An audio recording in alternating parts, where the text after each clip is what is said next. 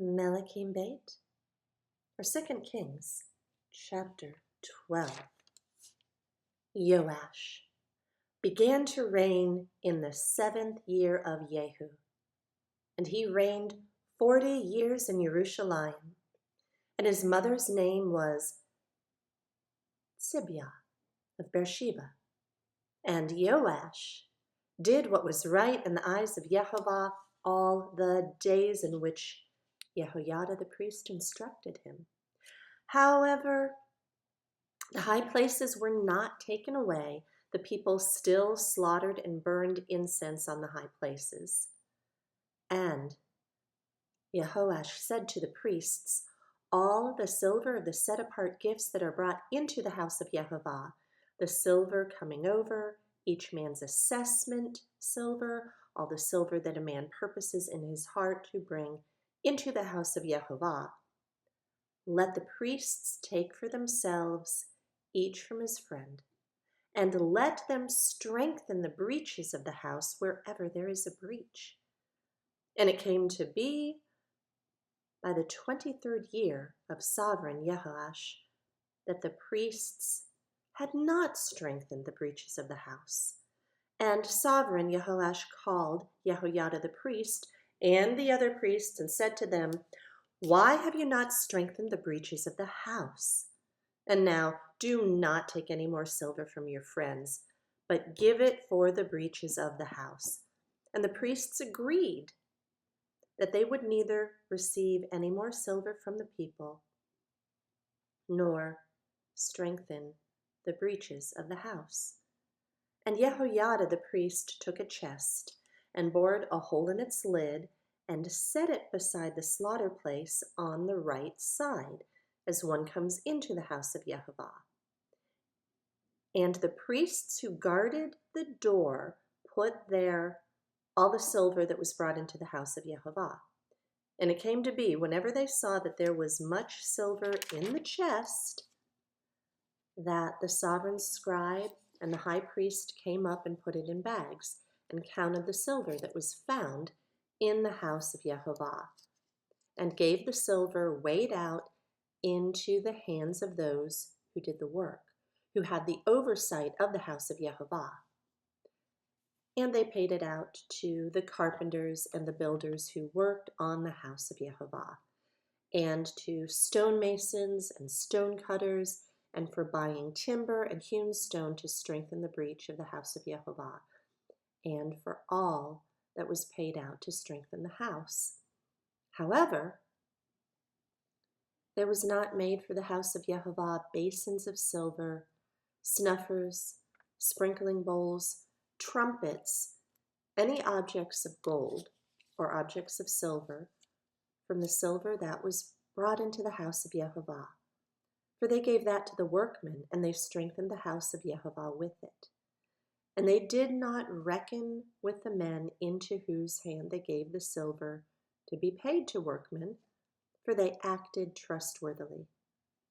The silver from the trespass offerings and the silver from the sin offerings was not brought into the house of Jehovah. It belonged to the priests.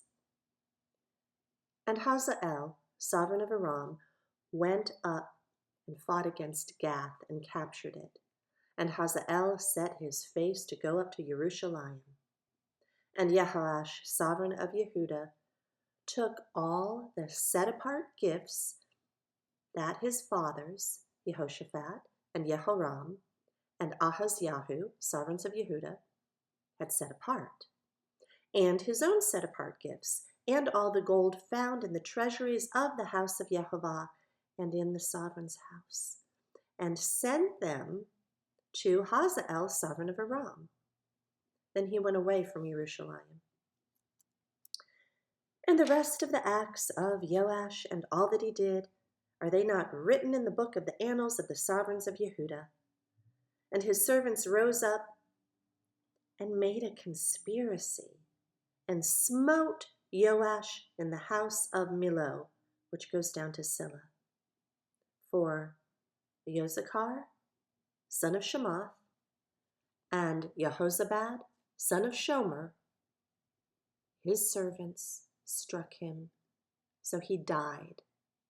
And they buried him with his fathers in the city of David, and Amaziah, his son, reigned in his place. Chapter 13. In the 23rd year of Joash, son of Ahaziah, sovereign of Yehudah, Jehoahaz, son of Jehu, began to reign over Israel in Shomeron and reigned 17 years. And he did evil in the eyes of Yehovah and followed the sins of Jeroboam, son of Nebat, who had made Israel sin. He did not turn away from them. And the displeasure of Yehovah burned against Israel, and he gave them into the hand of Hazael, sovereign of Aram, and into the hand of Ben-Hadad, son of Hazael, all the days. Then Jehoahaz sought the face of Yehovah, and Yehovah listened to him, for he saw the oppression of Israel, because the sovereign of Aram oppressed them.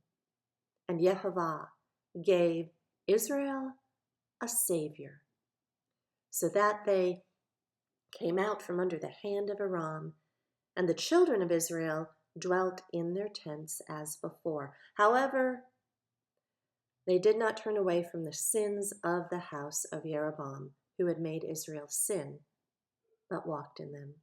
Moreover, the Asherah also remained in Shomeron.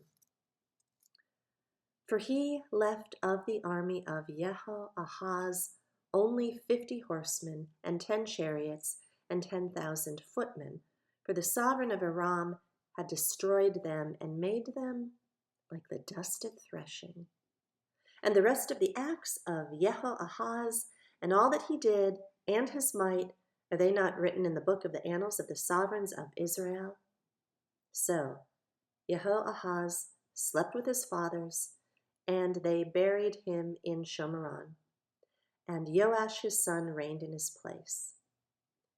In the 37th year of Joash, sovereign of Yehudah, Jehoash, son of Jehoahaz, began to reign over Israel in Shomeron 16 years. And he did evil in the eyes of Yehovah. He did not turn away from all the sins of Jeroboam, son of Nebat, who had made Israel sin. He walked in it. And the rest of the acts of Joash and all that he did, and his might with which he fought against Amaziah, sovereign of Yehudah, are they not written in the book of the annals of the sovereigns of Israel? So Joash slept with his fathers, and Jeroboam sat on his throne, and Joash was buried in Shomeron with the sovereigns of Israel. And Elisha had become sick with the sickness in which he died.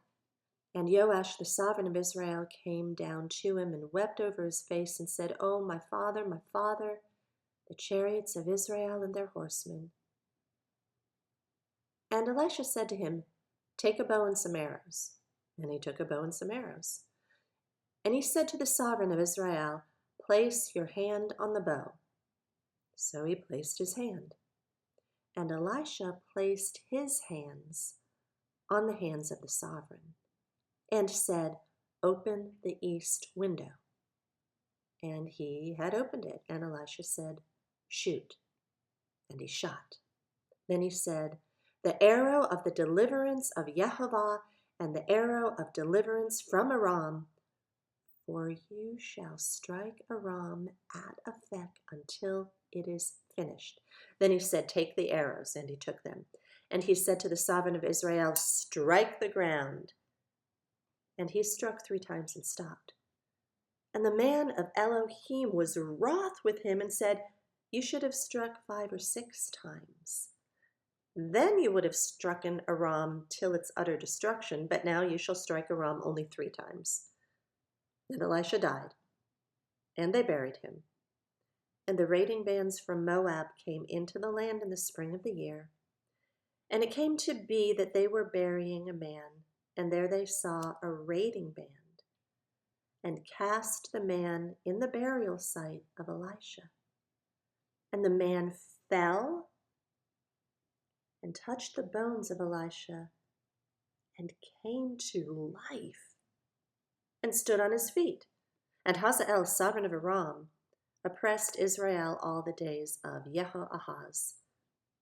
But Jehovah showed favor to them and had compassion on them and turned toward them for the sake of his covenant with Abraham, Yitzhak, and Yaakov, and would not destroy them or cast them from his presence as yet.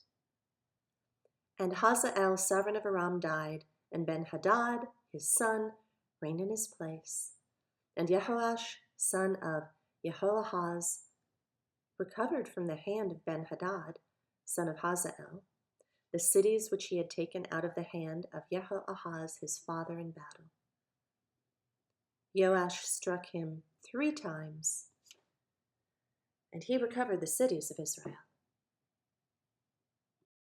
Debir HaYamim Bet, 2 Chronicles, chapter 24.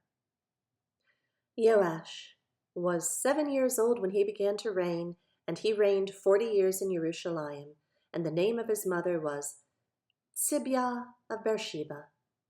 And Joash did what was right in the eyes of Jehovah all the days of Jehoiada the priest. And Jehoiada took for him 2 wives, and he brought forth sons and daughters. And after this it came to be that Joash set his heart on restoring the house of Jehovah.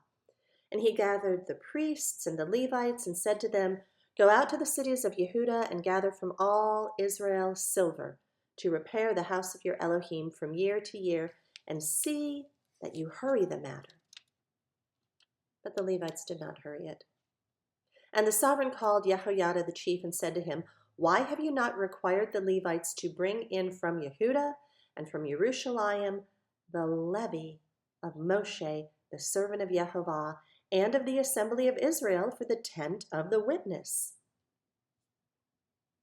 For the sons of Athaliahu, that wrong woman, had broken into the house of Elohim and had also prepared all the set-apart vessels of the house of Jehovah to the Baals. So the sovereign commanded that they made a chest and set it outside at the gate of the house of Jehovah, and made it known in Yehudah and in Jerusalem to bring to Jehovah the levy that Moshe, the servant of Elohim, had imposed on Israel in the wilderness. And all the rulers and all the people rejoiced, and they brought in and put them into the chest to completion. And it came to be at that time when the chest was brought to the sovereign's official by the hand of the Levites, and when they saw there was much silver, that the sovereign's scribe and the high priest's officer came and emptied the chest and took it and returned it to its place. So they did day by day and gathered a large amount of silver. And the sovereign and Jehoiada gave it to those who did the work of the service of the house of Jehovah, and they hired stonemasons and carpenters to restore the house of Jehovah, and also those who worked in iron and bronze to repair the house of Jehovah. And the workmen labored, and the work of restoration progressed in their hands, and they established the house of Elohim to its proper form and strengthened it. And when they had finished, they brought the rest of the silver before the sovereign and Jehoiada, and they made utensils from it for the house of Jehovah, utensils for serving and offering, ladles and vessels of gold and silver.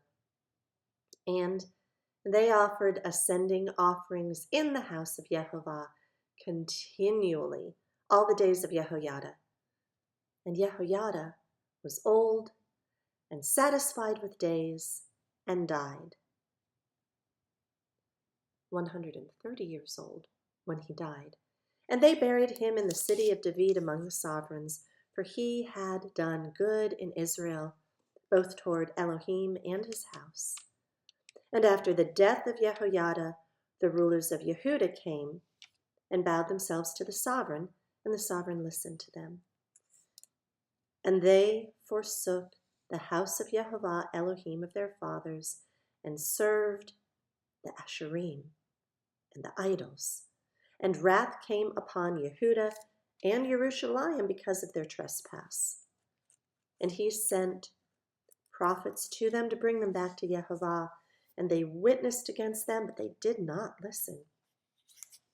And then the spirit of Elohim came upon Zechariah, son of Jehoiada, the priest, who stood above the people and said to them, "Thus said Elohim, why are you transgressing the commands of Yehovah and do not prosper?